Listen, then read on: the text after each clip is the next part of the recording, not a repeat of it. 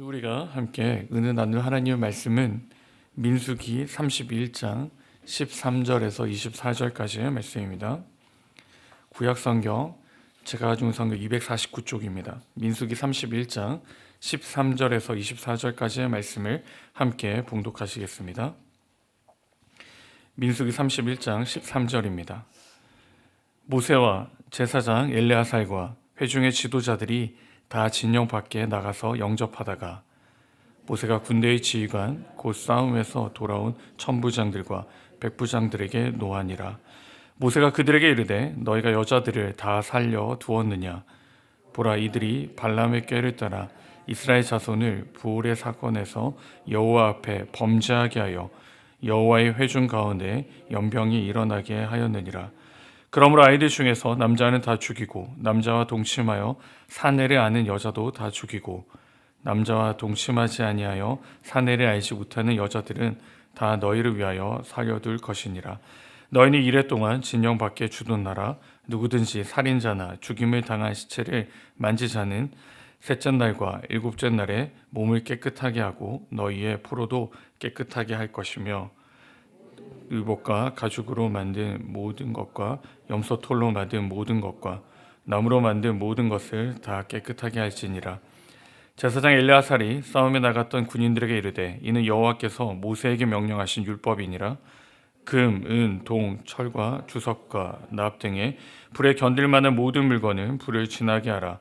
그리하면 깨끗하려니와 다만 정결하게 하는 물로 그것을 깨끗하게 할 것이며 불에 견디지 못할 모든 것은 물을 지나게 할 것이니라. 너희는 일곱째 날에 옷을 빨아서 깨끗하게 한 후에 진영에 들어올지니라. 아멘. 하나님의 말씀입니다. 사랑하는 성도 여러분, 오늘 이 아침에 우리 주신 하나님 말씀의 제목은 반쪽짜리 인생입니다. 반쪽짜리 인생. 오늘에게 주신 하나님 말씀이 이제 반쪽짜리 인생인데요. 인생은 인생인데 또 인생을 하는 수식어가 바로 반쪽짜리라고 말합니다. 그렇게 좋은 어감은 아닙니다. 반쪽짜리 인생. 어느 누구도 반쪽짜리 인생이 되어서는 안 됩니다. 성도 여러분, 반쪽짜리 인생이 되지 않기를 바랍니다. 오늘 본문에 보시면 이 반쪽짜리 인생이 무엇인지를 설명해 주고 있습니다. 우선 배경을 먼저 살펴보겠는데요. 하나님께서 이스라엘 백성에게 31장 2절에 보시면 이스라엘 자손의 원수를 미디안에게 갚으라. 그 후에 네가 네 죄에게로 돌아가리라 라고 말씀하십니다. 하나님께서는 이스라엘 백성들에게 징벌을 명령하십니다. 이 어떤 징벌이며 어떤 전쟁인가? 바로 진멸 전쟁입니다. 이 진멸 전쟁이란 말은 말 그대로 모든 것을 하나님께 바쳐 드리는 것입니다. 그러므로 하나도 남겨두어서는 안 됩니다. 이 전쟁을 위해 모세는 이스라엘 각 지파에게 1000명씩의 사람들을 모집하게 됩니다. 그리고 그 병력들을 가지고 전쟁을 치르게 됩니다. 그런데 9절에 보시면 이 병력들 뿐만 아니라 또 제사장 엘레아살의 아들 비느하스가 성소의 기구와 신호 나팔을 들려서 그들과 함께 전쟁에 나갔다라고 기록하고 있습니다. 여기서 말하는 성소의 기구는 지성소에 있는 기구이기에 이 법궤를 말합니다. 이 법궤도 가지고 전쟁터에 나아갔다라고 설명하고 있습니다. 이 전쟁으로 이스라엘은 미디안의 모든 남자를 다 죽였습니다. 그리고 5 왕들과 부올의 아들 발람까지도 죽였습니다. 그런데 이스라엘 백성들은 자손은 부녀들과 그들의 아이를 사로잡고 가축과 양떼와 재물 등의 전리품을 가지고 돌아왔습니다. 이스라엘 자손은 한 명도 피해를 받지 않았습니다. 민수기 31장 49절을 보시면 모세에게 말하되 당신의 종들이 이끈 군인을 계수한즉 우리 중 한 사람도 충나지 아니하였다라고 말합니다. 완전한 승리였습니다. 그리고 이 전쟁은 이 군사들의 전쟁뿐만 아니라 하나님이 하신 전쟁이었고 하나님의 승리였습니다.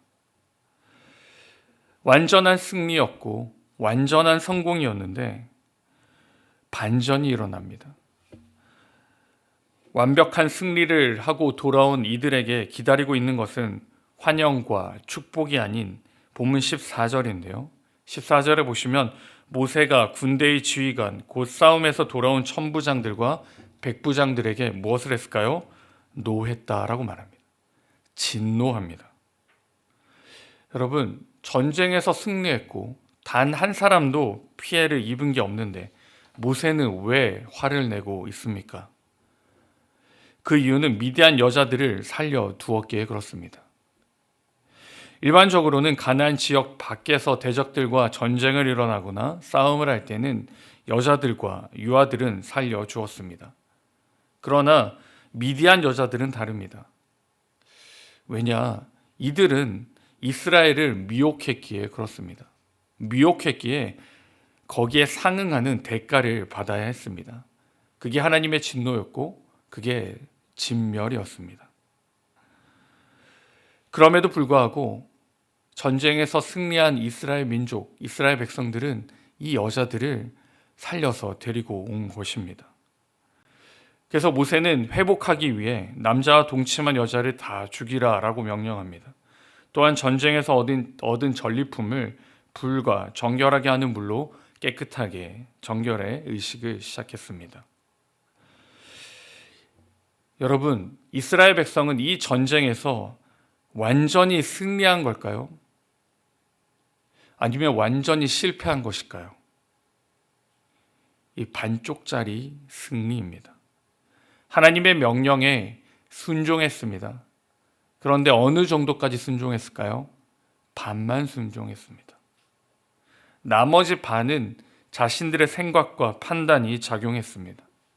반쪽짜리 성공이고 반쪽짜리 승리이며 반쪽짜리 인생입니다.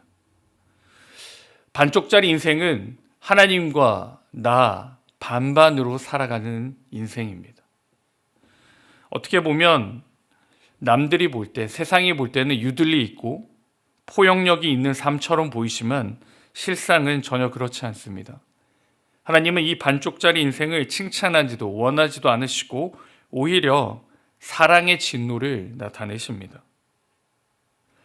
세상에 살아가는 저와 여러분, 우리가 범하기 쉬운 실수가 바로 이 반쪽짜리입니다. 이 반쪽짜리로 살아가는 게 생각보다 쉽습니다. 말씀 안에 사는 것처럼 보이는데 세상을 품고 살아가는 모습, 주님만으로 기뻐하고 주님만으로 만족하는 것처럼 보이는데 실상은 세상에 더 만족하며 세상을 바라보고 세상을 원하며 살아가는 삶. 그렇게 사는 게 반쪽짜리의 삶입니다. 바로께는 저와 여러분이 이 반쪽짜리로 살지 않기를 바랍니다. 그럼 우리는 어떻게 살아야 합니까? 반쪽짜리가 아닌 우리는 십자가짜리로 살아야 합니다. 그리고 예수님 짜리로 사는 것입니다. 십자가를 통해 십자가를 바라보며 하나님의 크신 은혜와 하나님의 사랑을 온전히 기억하고 붙들며 살아가는 겁니다. 그리고 한 걸음 더 나가서 주님을 붙잡고 사는 삶, 그 삶이 완전히 복된 삶이 됩니다. 우리가 지금 반쪽짜리로 살고 있다면 우리의 이 반쪽의 영역을 조금 더 하나님 앞에 맞추어 갈 수 있기를 바랍니다. 오늘 하루 조금 더 하나님을 기억하시고 조금 더 예수 그리스도를 생각하시며 십자가를 바라보실 때 우리는 반쪽이 아닌 예수님 짜리로 살 것이며 십자가 짜리로 살아가는 하나님이 기뻐하시는 온전한 믿음의 삶이 될 줄 믿습니다.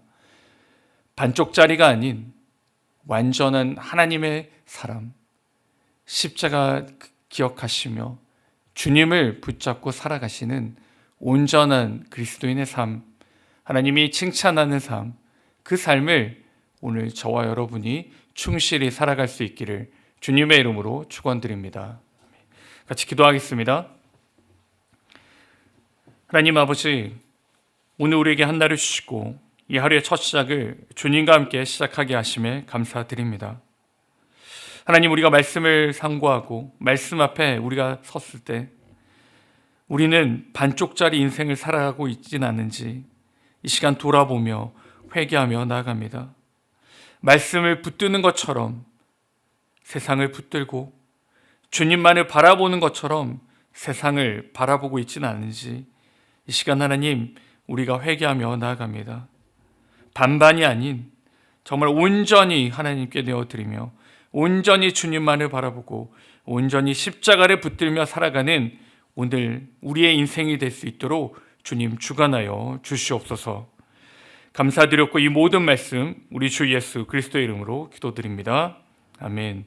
받은 말씀을 가지고 같이 기도하실 때 먼저는 하나님 아버지 우리가 반쪽짜리 인생으로 살지 않게 하여 주시옵소서.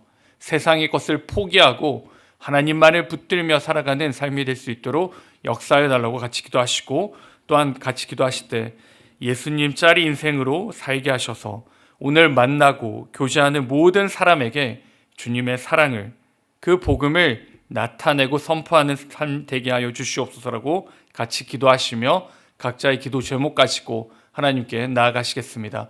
같이 기도하겠습니다.